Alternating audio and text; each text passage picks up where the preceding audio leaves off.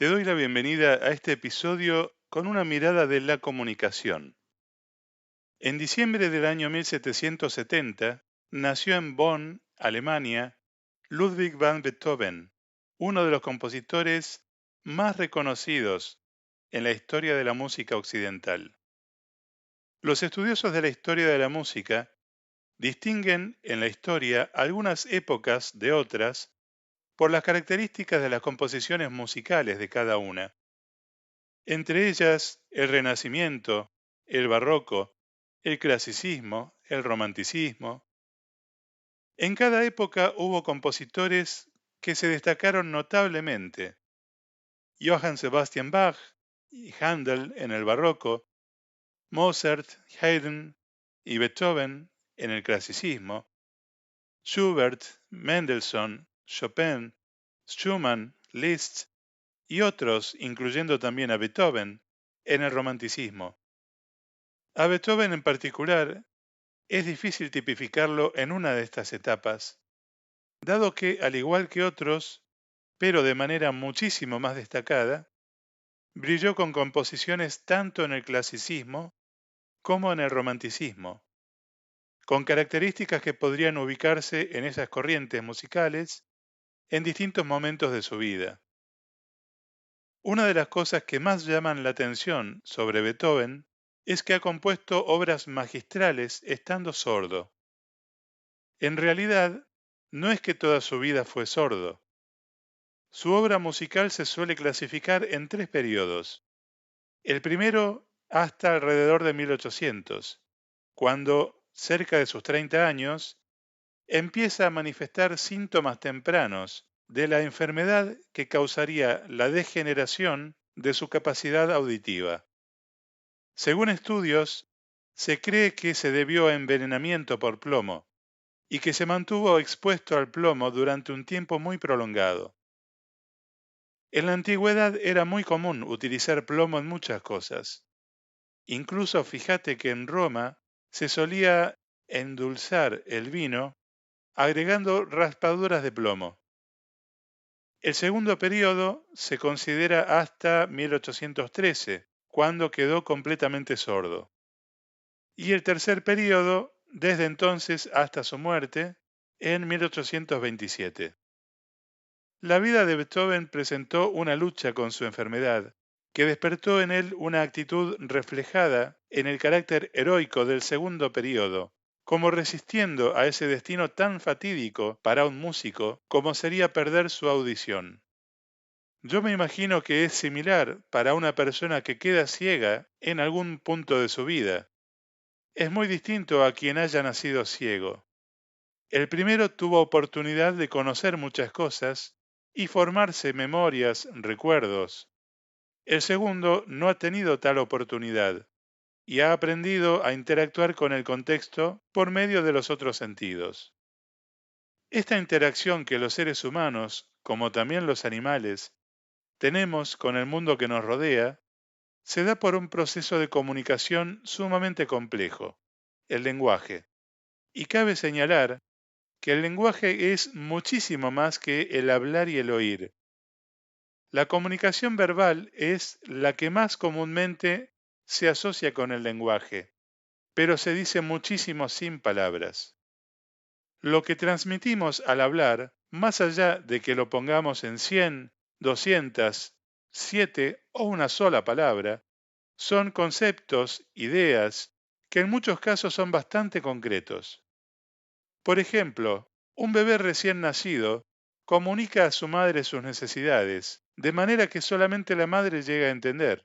Después, a medida que va recibiendo lo que llamamos educación, va incorporando más capacidad para traducir y expresar lo que siente y quiere en palabras de uno o más idiomas, a ponerle un nombre. ¿Por qué cuando un niño oriental, cuando siente hambre y lo expresa escribiendo, hace un dibujito? ¿Y por qué si el niño es español, inglés, alemán, etcétera, escribe una o más palabras? Es que en muchas lenguas orientales, cuando se escriben, se hace de manera ideográfica, donde algunos trazos que podemos llamar un dibujito llamados ideogramas, representan una idea que sirve para comunicar lo que uno quiere transmitir y permite que otros lo entiendan. Imagínate si vas a un país con un idioma absolutamente desconocido. Me podría pasar en Alemania, en Francia, en Suecia, en cualquier país árabe, en cualquier país oriental, salvo en Uruguay. Si tenés hambre, o si necesitas ubicar un lugar, o si necesitas un médico, ¿cómo haces para comunicarte? Lo más intuitivo es recurrir a las señas. Muy probablemente harás algunos gestos que te ayuden a expresar lo que necesitas. Tal vez tengas suerte y te entiendan. Tal vez no tengas tanta suerte y hagas un gesto que para esa cultura es una ofensa. Por lo pronto, podemos notar una cierta coherencia entre varias formas de comunicarnos. Puedo decir que tengo hambre diciendo o escribiendo tengo hambre, y puedo decirlo tocando con una mano mi abdomen y señalando mi boca abierta con la otra mano, en ambos casos para expresar lo mismo. De esta misma manera, hay una gran cantidad de gestos que hacemos que implican movimientos de partes específicas de nuestros rostros, nuestros hombros, nuestras manos, nuestros pies, muchos de estos gestos inclusive inconscientes. Si haces el gesto que describí recién para decir tengo hambre, es un gesto consciente, con el que intentas transmitir algo. Pero hay muchísimos gestos que haces inconscientemente, sin darte cuenta, con los que tu cuerpo expresa muchas cosas. Esto es área de estudio de la PNL, programación neurolingüística, entre varias otras disciplinas. En coaching trabajamos precisamente con la coherencia entre el cuerpo, las emociones y el lenguaje. Y como coaches nos entrenamos en incorporar distinciones para poder interpretar muchas de estas cosas. Un lenguaje verbal se compone por un conjunto de unidades simbólicas que en algunos idiomas también tiene una expresión escrita asociada y reglas de uso de cómo combinar esas unidades simbólicas para expresar lo que se quiera. Al aprender un lenguaje, como cuando estudias inglés o cualquier otro idioma, aprendes a desenvolverte en tres procesos: entrada, procesamiento y salida. La entrada es cuando recibís contenido, cuando lees, cuando escuchás. Procesamiento es lo que tu cerebro hace para interpretar eso que entra. Para eso es necesario conocer gramática, sintaxis, vocabulario. Y también durante este procesamiento, tu cerebro traduce a un lenguaje lo que querés transmitir. Y la salida es cuando producís un contenido, cuando hablás, cuando escribís, cuando cantás. Y en otros tipos de lenguaje puede ser también cuando haces señas, gestos, cuando dibujás. Y cuando en un grupo humano cada individuo aprende a desenvolverse en estos tres procesos lingüísticos, es capaz de comunicarse. Es maravilloso. Así como mencioné la coherencia de distintas formas de lenguaje, en el caso de la música, que es una creación tan maravillosa de Dios, el lenguaje musical tiene varias formas de expresión.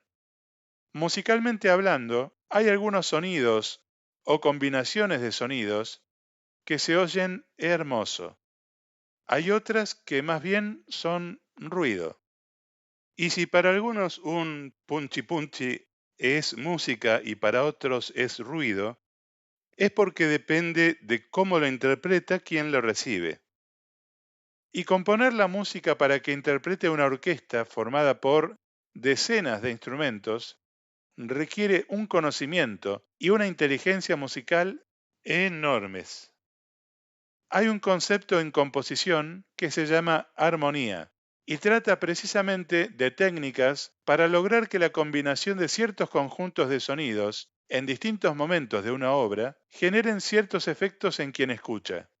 Pero para que cada músico entienda lo que se espera que toque en cada momento, La música se puede expresar de forma escrita, en las partituras, con cierto conjunto de símbolos y las reglas o pautas para su uso. La música tiene mucho de matemática. Se puede expresar todos los sonidos y silencios de una obra mediante números, básicamente. Y otro lenguaje en que también se podría expresar esa combinación de sonidos, silencios, tiempos, de manera visual, sería mediante un esquema de colores e intensidades, entre otras formas de expresión.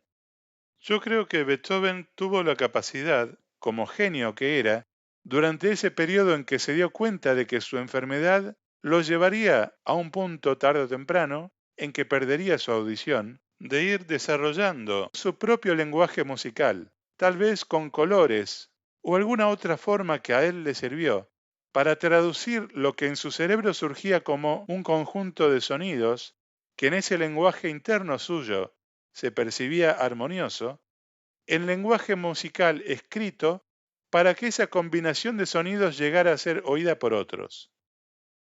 La comunicación, como dije, es muchísimo más que hablar y oír, porque no se trata de máquinas.